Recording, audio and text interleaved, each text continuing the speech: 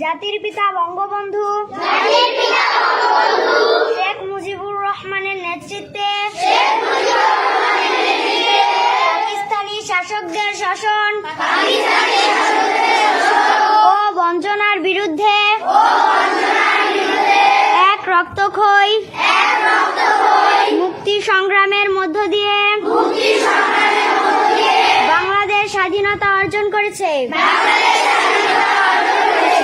বিশ্বের বুকে বাঙালি জাতি প্রতিষ্ঠা করেছে তার স্বতন্ত্র জাতিসত্তা। আমি দীপ্ত কণ্ঠে শপথ করছি যে শহীদদের রক্ত বৃথা যেতে দেব না। দেশকে ভালোবাসবো, দেশের মানুষের সার্বিক কল্যাণে সর্বশক্তি নিয়োগ করব। জাতির পিতা বঙ্গবন্ধু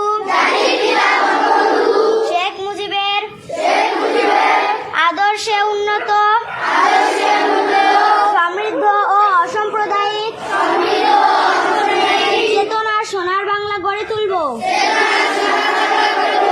মহান সৃষ্টিকর্তা আমাকে শক্তি দিন। আমিন।